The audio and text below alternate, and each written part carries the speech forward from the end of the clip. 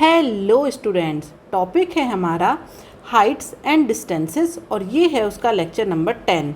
अगर आपने अभी तक कोई प्रीवियस लेक्चर नहीं देखा है तो कोई बात नहीं, पूरा लेक्चर आपको समझ में आएगा।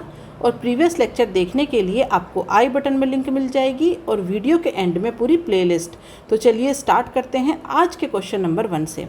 क्वेश्चन नंबर 1 में कहा गया है, a man sitting at a height of 20 meters on a tall tree on a small island in the middle of a river observes two poles directly opposite to each other on the two banks of the river and in line with the foot of tree.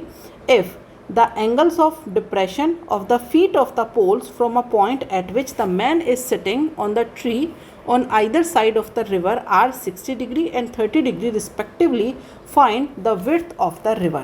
इसका मतलब question में ये कहा जा रहा है कि हमारे पास एक रिवर है, ठीक है, इस तरीके से एक ये रिवर है। अब इस रिवर के बीच में कहीं पर कोई आइलैंड है, तो इस तरीके से हमने मान लिया यहाँ पर रिवर के बीच में आइलैंड है। अब यहाँ पर एकदम ऊपर, मतलब इस आइलैंड के ऊपर यहाँ पर क्या है, एक आदमी बैठा हुआ है। ओके, तो यहाँ पर ये हो गया एक मैन और ये है हमारे पास रिवर। ओके, तो ये रिवर के क्या है, दोनों बैंक्स हैं। तो अब ये कहा गया है कि ये जो मतलब आइलैंड है, इसके ऊपर जो आदमी बैठा हुआ है, ये रिवर के दोनों किनारों पर दो पोल्स देख रहा है। ओके, तो इसका मतलब कि यहाँ पर कहीं इस तरीके से दोनों ही किनारों पर क्या है, पोल्स लगे हुए हैं। लेकिन वो जो मैन है वो क्या कर रहा है, वो उनके फीट देख रहा है और फीट का भी क्या, एंगल ऑफ डिप्रेशन।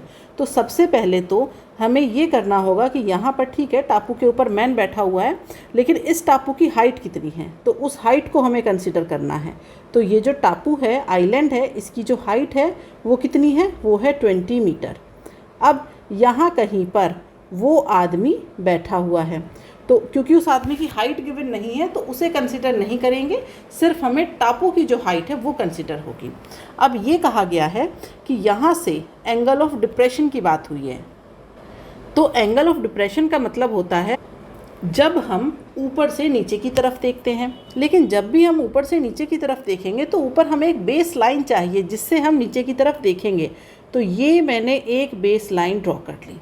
अब यहाँ से जब उसने एक पोल को देखा इस तरीके से, और ऐसे ही उसने क्या किया, दूसरे पोल को देखा इस तरीके से, तो एक केस में जो एंगल ऑफ डिप्रेशन है वो है 30 डिग्री, तो मैं इसे मान लेती हूँ 30 डिग्री, और दूसरे केस में ये एंगल ऑफ डिप्रेशन है 60 डिग्री, तो ये मैंने एंगल ऑफ डिप्रेशन मान लिए।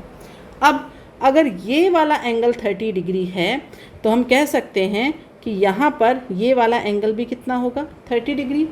सेम ये वाला एंगल अगर 60 है, दैट मीन्स ये वाला एंगल भी कितना होगा, 60 डिग्री। अब जो भी अनवांटेड चीज़ें हैं वो मैं यहाँ से रिमूव कर देती हूँ, ठीक है, जिनकी हमें ज़रूरत नहीं है। जैसे टापू भी हमें नहीं चाहिए था, हमें सिर्फ एक हाइट लेनी थी, वो मैंने सिर्फ आपको ड्रॉ करने के लिए बताया था, ठीक है। तो अब हमें यहाँ पर ये फाइंड आउट करना है कि इस रिवर की विड्थ कितनी है।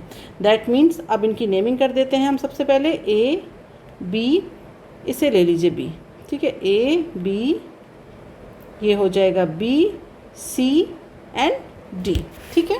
अब यहाँ पर हम क्या करेंगे, सबसे पहले हम बात करते हैं triangle A B and D की। तो इस ट्रायंगल में देखिए, तो हमें यहाँ पर क्वेश्चन में क्या गिवन है, परपेंडिकुलर गिवन है, ये है ना परपेंडिकुलर 20 मीटर, ये गिवन है, और बेस हमें फाइंड आउट करना है, हमें ए सी की वैल्यू चाहिए। तो अब हम यहाँ पर क्या करेंगे, इस ट्रायंगल में हम लगाएंगे tan थीटा। क्यों, क्योंकि tan थीटा होता है perpendicular upon base. That means अब आप यहाँ पर क्या करेंगे, यहाँ पर हम लिखेंगे tan 30 degree equal to perpendicular कितना हो जाएगा 20 और बेस कितना हो जाएगा ए बी। अब tan 30 कितना होता है 1/√3। हमें तो ए बी की रिक्वायरमेंट है, तो ए बी हो जाएगा 20√3। ये हो गई इक्वेशन नंबर 1। अब दूसरे ट्रायंगल में आ जाइए, कौन सा ट्रायंगल लेंगे, अब हम ले लेते हैं ट्रायंगल ए सी, सॉरी ए नहीं, बी सी एंड डी। तो बी सी डी में देखिए यहाँ पर क्या हो जाएगा, tan 60 डिग्री, परपेंडिकुलर क्या है 20, बेस क्या है, तो यहाँ पर बी सी की वैल्यू कैसे फाइंड आउट करेंगे, tan 60 की वैल्यू पुट करिए, √3 इक्वल टू 20 अपॉन BC। तो यहाँ से BC की वैल्यू देखा जाए तो कितनी आ गई 20/3, इक्वेशन नंबर 2। अब हमें क्या फाइंड आउट करना है, हमें फाइंड आउट करना है AC, ये है जो हमें फाइंड आउट करना है। तो इसके लिए हम क्या करेंगे, हम यहाँ पर लिख देंगे AC is equal to AB plus BC। अब AB कितना है 20√3, BC कितना है 20/√3, एलसीएम ले लीजिए। तो ये हो जाएगा 60 प्लस 20, दैट मीन्स ये हो जाएगा आपके पास 80/√3। अगर √3 को आपको रिमूव करना है तो क्या करेंगे, इसे लिखिए 80/√3, √3 से ऊपर नीचे मल्टीप्लाई करिए तो ये हो जाएगा आपके पास 80√3/3। तो ये हो जाएगी कि वो जो रिवर है उसकी जो मतलब रिवर कितनी ब्रॉड है, रिवर की विड्थ जो है वो पूछा गया था। तो ये जो रिवर की विड्थ है ये है AC, और AC की वैल्यू हमने यहाँ पर फाइंड आउट कर दी, इसे आप लिख सकते हैं AC। चाहें तो आप √3 की वैल्यू भी पुट कर सकते हैं, √3 की वैल्यू पुट करके वहाँ से भी आप आंसर निकाल सकते हैं। ओके, तो इस क्वेश्चन में हमने क्या किया, एक बार फिर से देख लीजिए। तो यहाँ पर हमें कहा गया था कि हमारे पास एक नदी है जिसे हमने माना AC। अब इस नदी में एक टापू है, एक आइसलैंड है, तो वहाँ पर वो जो आइसलैंड है उसकी एक हाइट है, तो हमने आइसलैंड को यहाँ पर BD से रिप्रेजेंट कर दिया। तो D पॉइंट पर एक आदमी बैठा हुआ है, वो आदमी जब यहाँ पर नदी के जो दोनों किनारे हैं, दोनों बैंक है रिवर के, वहाँ पर कुछ 2 पोल लगे हुए हैं, उस पोल को जब ऊपर से नीचे की तरफ देखता है, एंगल ऑफ डिप्रेशन जो है वो 30 डिग्री एंड 60 डिग्री है। ये हमें क्वेश्चन में गिवन था, और हमें AC जो रिवर है उसकी जो विड्थ है वो फाइंड आउट करनी थी। तो ये हमारा डायग्राम बन गया था। उसके बाद फिर हमने क्या किया, हमने यहाँ पर देखा कि 2 ट्राइंगल बनेंगे ABD एंड BCD। दोनों ही ट्राइंगल में tan थीटा, ट्रिग्नोमेट्रिक रेशियो हमने कौन सा सिलेक्ट किया, tan थीटा, उसकी हेल्प से यहाँ पर हमने रिवर की जो विड्थ है वो हमने फाइंड आउट कर ली। ओके, अब हम आ जाते हैं क्वेश्चन नंबर 2 पर। क्वेश्चन नंबर 2 में कहा गया है a vertical tower stands on a horizontal plane and is surmounted by a flag staff of height 7 metre. From a point on the plane, the angle of elevation of the bottom of flagstaff is 30 degree and that of the top of the flagstaff is 45 degree. Find the height of the tower. तो यहाँ पर सबसे पहले तो हमने एक horizontal plane ले लिया। अब इस हॉरिजॉन्टल प्लेन के ऊपर हमने क्या किया, एक टावर ले लिया, ये हो गया टावर। अब इस टावर के ऊपर, टावर को थोड़ा सा सीधा बना लेते हैं, ये हो गया टावर। अब इस टावर के ऊपर एक फ्लैग स्टफ लगा है, मतलब वो पोल जिसमें हम क्या करते हैं, फ्लैग को लगाते हैं, उसे हम कहते हैं फ्लैग स्टफ, वो लगा हुआ है। अब ये जो फ्लैग स्टफ है इसकी जो हाइट है वो कितनी है, 7 मीटर है। अब ग्राउंड पर कहीं एक पॉइंट है, उस पॉइंट से जब हम इस फ्लैग स्टफ के बॉटम और टॉप को देखते हैं, दैट मीन्स जब हम यहाँ और यहाँ देखेंगे, पॉइंट A और B को देखेंगे, तो हमारे पास कुछ एंगल ऑफ एलिवेशन है। तो एंगल ऑफ एलिवेशन का मतलब हम नीचे से ऊपर की तरफ देख रहे हैं, तो इस तरीके से एंगल ऑफ एलिवेशन बनेंगे, और वो कितने हैं, वो है 30 डिग्री एंड 45 डिग्री रिस्पेक्टिवली।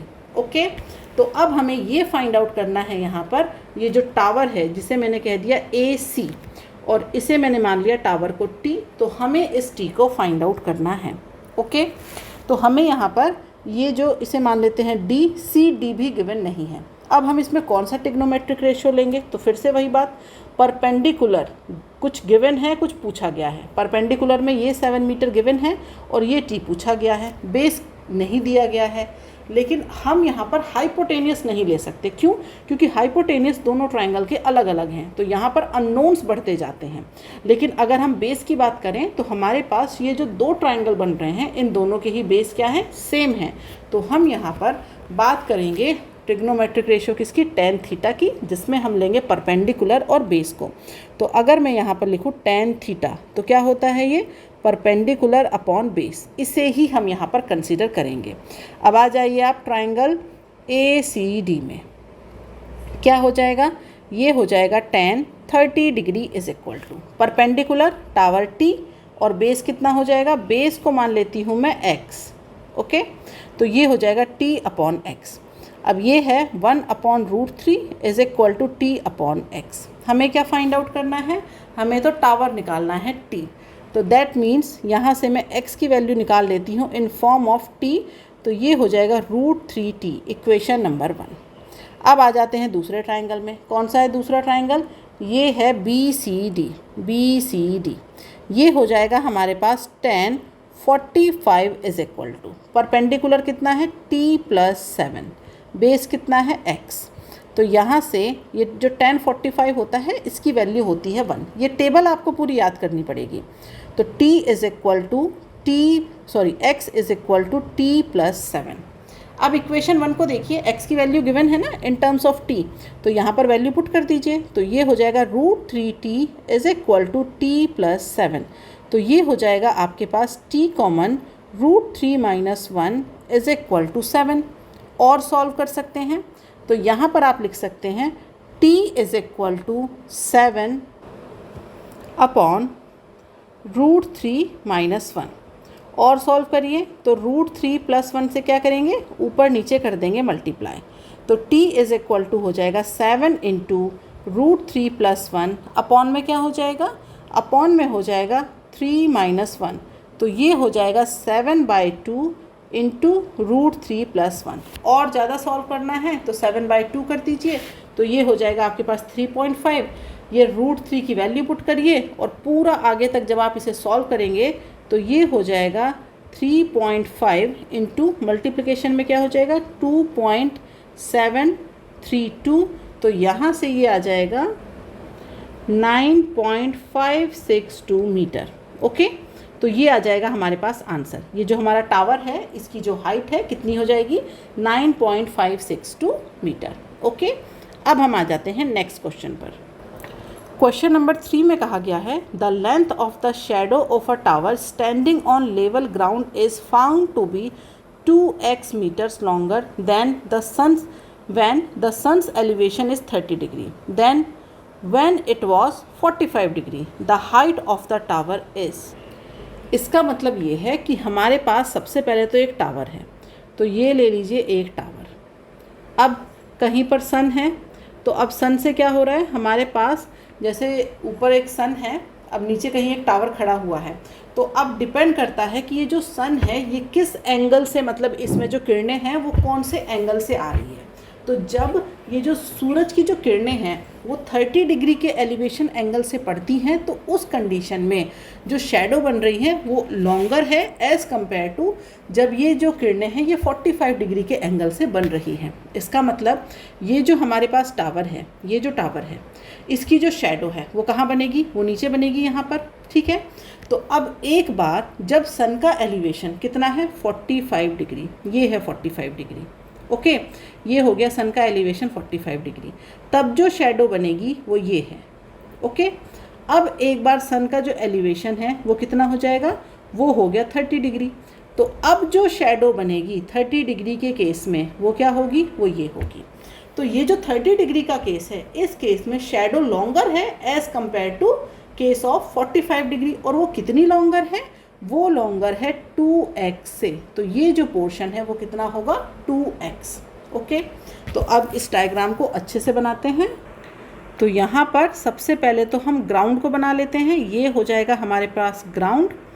अब जो एंगल ऑफ एलिवेशन है एक बार बनाते हैं 45 डिग्री, ये हो गया 45 डिग्री। ठीक है, ये है 45 डिग्री। दूसरे केस में जो एंगल ऑफ एलिवेशन है कितना है 30 डिग्री, तो ये हो गया 30 डिग्री। अब ये कहा गया है कि जब ये 30 डिग्री है तो उस केस में शैडो कितनी है 2x ज़्यादा, तो इसे ले लीजिए 2x। अब नंबरिंग कर देते हैं, नेमिंग कर देते हैं A B C and D। अब हमें ये कहा गया है हमें टावर की हाइट बतानी है, दैट मीन्स इसे कह दूंगी मैं T। तो ये T हमें फाइंड आउट करना है, और हम इसे कैसे फाइंड आउट करेंगे, इन टर्म्स ऑफ x, क्योंकि क्वेश्चन में हमें ये जो 2x है ये गिवन है ना, तो इन टर्म्स ऑफ x हम इसे फाइंड आउट करेंगे। कहीं कहीं पर आपको इस क्वेश्चन में ये जो हाइट ऑफ टावर है ना ये गिवन भी होगी, मतलब ये पूछा जाएगा कि प्रूव करिए कि the height of the tower is, और वो आपसे क्वेश्चन में देंगे। तो यहाँ पर height of the tower is मैं लिख देती हूँ। प्रूफ क्या करना है हमें प्रूफ करना है height of tower is x × √3 + 1 metre. इस तरीके से भी क्वेश्चन दिया जा सकता है। ओके, तो अब यहाँ पर चलिए इसे प्रूफ करते हैं। तो यहाँ पर हमें क्या करना है, देखिए परपेंडिकुलर हमें फाइंड आउट करना है और हमें क्या गिवन है, बेस गिवन है। तो बेस में भी हमें बी सी की वैल्यू गिवन है, सी डी गिवन नहीं है। तो इस सी डी को मान लेते हैं कि ये है वाई। अब इसे x के टर्म में नहीं मान सकते क्योंकि ऑलरेडी बी सी की वैल्यू क्वेश्चन में x के टर्म में गिवन है और बी सी का सी डी से कोई रिलेशन है ऐसा कुछ कहा नहीं गया है। तो इसे x नहीं मान करके कोई भी अदर वेरिएबल आप इसे ले सकते हैं। तो मैंने इसे ले लिया y। अब हम बात करते हैं किसकी, ट्राइंगल ए सी डी की। इस ट्राइंगल में देखिए हम यहाँ पर लिख सकते हैं tan 45 is equal to perpendicular t और बेस कितना है y। tan 45 कितना होता है 1। तो आप यहाँ से लिख सकते हैं y is equal to T. Equation number 1 हो गई। अब दूसरे ट्राइंगल में आइए, कौन सा ट्राइंगल है दूसरा, ए बी एंड डी। इस ट्राइंगल में क्या करेंगे, tan 30 डिग्री। तो tan 30 डिग्री क्या हो जाएगा, परपेंडिकुलर t और बेस कितना हो जाएगा 2x प्लस वाई। अब tan 30 कितना होता है 1/√3 is equal to t upon 2x। अब हमें, आपने देखा था ना जो हमें प्रूफ करना है टावर की हाइट, उसमें y नहीं है, y हमने सिर्फ माना है। तो इक्वेशन नंबर 1 से उठा करके पुट करिए उसे। तो ये हो जाएगा हमारे पास प्लस t। तो आप इसे लिख सकते हैं 2x plus T is equal to √3t। अब यहाँ से आप क्या करेंगे, यहाँ से आप इसे t को एक तरफ करिए तो 2x is equal to √3t minus T. तो 2x इक्वल टू हो जाएगा t कॉमन √3 माइनस 1। अब t की वैल्यू क्या हो जाएगी, ये हो जाएगा 2x अपॉन √3 माइनस 1। अब हमें टावर की हाइट क्या प्रूफ करनी है, ये जो √3 माइनस 1 है ये नहीं है नीचे, तो हम क्या करेंगे √3 प्लस 1 अपॉन √3 प्लस 1 मल्टीप्लाई करिए। तो t is equal to 2x into √3 plus 1 upon 3 minus 1। तो ये हो जाएगा 2x इंटू √3 प्लस 1 अपॉन 2, 2 से 2 कैंसिल। तो t is equal to x into √3 plus 1। यही प्रूफ करना था। ओके, क्वेश्चन में देखिए क्या गिवन था क्वेश्चन में कि हमारे पास एक टावर है। अब उस टावर की शेडो पड़ रही है कब, जब angle of elevation 30 degree and 45 degree है रिस्पेक्टिवली। लेकिन जब एंगल ऑफ एलिवेशन 30 डिग्री है उस केस में शेडो की जो लेंथ है वो ज़्यादा है एज़ कम्पेयर टू 45 डिग्री के एलिवेशन एंगल पर। लेकिन कितनी ज़्यादा है, तो वो ज़्यादा है 2x। तो अब हमें क्या करना है, फाइंड आउट करना है हाइट ऑफ द टावर। तो कहीं कहीं पर क्वेश्चन में आपको डायरेक्टली ये पूछ सकते हैं कि height of the tower find out करिए, और कहीं कहीं पर आपको कहा जाएगा the height of the tower is, मतलब यहाँ पे प्रूफ करने के लिए कहा जाएगा, इस तरीके से लिखा होगा proof that the height of the tower is x into √3 plus 1 metre. तो अब हम क्या करेंगे, दो ट्राइंगल हैं हमारे पास, उन दोनों ही ट्राइंगल में ट्रिग्नोमेट्रिक रेशियो tan थीटा का यूज़ करेंगे। क्यों, क्योंकि फिर से वही है, परपेंडिकुलर और बेस की बात हो रही है। दोनों ट्राइंगल लिए और वहाँ से अगर क्वेश्चन में ये टर्म गिवन ना भी होती तो भी क्या करना था, हमें तो t की वैल्यू फाइंड आउट करनी थी, और वो भी जितने कम से कम टर्म्स में, जितनी छोटी से छोटी वैल्यू आप फाइंड आउट कर सकते हैं वो हमें करना था। तो हम अगर नहीं भी गिवन होता तो भी हम इसी तरीके से करते और यही आंसर हम निकालते। ओके, अब हम आ जाते हैं आज के लास्ट क्वेश्चन पर, क्वेश्चन नंबर 4 पर। क्वेश्चन नंबर 4 में कहा गया है a balloon is connected to a meteorological ground station by a cable of length 215 meter inclined at 60 degree to the horizontal. Determine the height of the balloon from the ground. Assume that there is no slack in the cable. तो इसका मतलब यहाँ पर एक ground station है, तो वहाँ पर एक बैलून है जिसे कनेक्ट किया गया है 215 मीटर के एक केबल से। तो उस केबल का जो एंगल ऑफ, जिस एंगल से वो इंक्लाइंड है वो एंगल कितना है 60 डिग्री है। तो हमें ये फाइंड आउट करना है, अगर ये माना जाए कि वो जो केबल है वो बिल्कुल स्ट्रेट है, ओके, तो उस कंडीशन में हमें ये फाइंड आउट करना है कि वो जो हाइट है, determine the height of the balloon from ground, वो हमें फाइंड आउट करनी है। ठीक है, तो सबसे पहले हम क्या करते हैं, एक हम हॉरिजॉन्टल प्लेन ले लेते हैं। ये हो गया हॉरिजॉन्टल प्लेन। अब एक यहाँ से, मतलब इस पॉइंट से हम देख रहे हैं कि एक रस्सी है, इस तरीके से एक रोप जा रही है। तो इस रोप पर यहाँ पर ये जो बैलून है ये इस तरीके से है, ओके। तो अब ये जो इसका एंगल है, ये जो इंक्लाइंड है, ये कितना है 60 डिग्री। तो हमें तो ये फाइंड आउट करना है कि इस ग्राउंड से इस बैलून की जो हाइट है वो कितनी है। तो हमें देखा जाए तो ये h फाइंड आउट करना है और हमें गिवन क्या है, ये गिवन है 215 मीटर। ओके, तो हमें ये 215 मीटर गिवन है और हाइट फाइंड आउट करना है। इसका मतलब यहाँ पर हमें क्या गिवन है, एंगल के सामने क्या होता है, परपेंडिकुलर। परपेंडिकुलर हमें फाइंड आउट करना है और गिवन क्या है, हमें यहाँ पर हाइपोटेनियस गिवन है। तो अब हम यहाँ पर टेन थीटा नहीं लेंगे, अब हम यहाँ पर क्या लेंगे, हम यहाँ पर लेंगे साइन थीटा, क्योंकि साइन थीटा क्या होता है, साइन थीटा होता है परपेंडिकुलर अपॉन हाइपोटेनियस। तो यहाँ पर पूछा गया है परपेंडिकुलर और गिवन क्या है, हाइपोटेनियस, तो हम जाएंगे साइन थीटा के साथ। तो अब आप इसे लिख सकते हैं sine 60 degree is equal to perpendicular हो गया h और हाइपोटेनियस कितना है 215। तो sine 60 degree √3/2 is equal to ये हो जाएगा h अपॉन 215। तो यहाँ से ये जो h है आपके पास ये हो जाएगा 215 √3/2। तो 2 से डिवाइड करिए और √3 की वैल्यू पुट कर दीजिए। तो h इज़ इक्वल टू आ जाएगा 186.19 मीटर। यही हमें फाइंड आउट करना था। तो बहुत ही आसान क्वेश्चन था। बस अब तक हम जो क्वेश्चन कर रहे थे आज के लेक्चर में सब में टेन थीटा यूज़ हो रहा था। ये एक क्वेश्चन था जो टेन थीटा के अलावा दूसरे ट्रिग्नोमेट्रिक रेशियो का हमें यहाँ पर यूज़ करना पड़ा। तो ऐसा नहीं है कि सभी क्वेश्चनों में आप टेन थीटा लगाते आएँ, हमें देखना होगा कि रिक्वायरमेंट क्या है। तो यहाँ पर हमने देखा कि हमें गिवन है हाइपोटेनियस और पूछा जा रहा है परपेंडिकुलर, दैट मीन्स अब हम यूज़ करेंगे साइन थीटा को। ओके, तो आज के लिए इतना ही।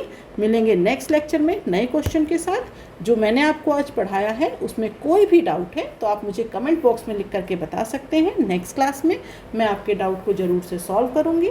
और ये जो लेक्चर है इसके जो नोट्स हैं उसकी आपको PDF फाइल मिल जाएगी टेलीग्राम चैनल पर, लिंक नीचे डिस्क्रिप्शन में दी गई है, वहाँ से जा कर के आप टेलीग्राम चैनल को ज्वाइन कर सकते हैं। तो आज के लिए इतना ही, मिलते हैं अगली क्लास में। Bye bye students.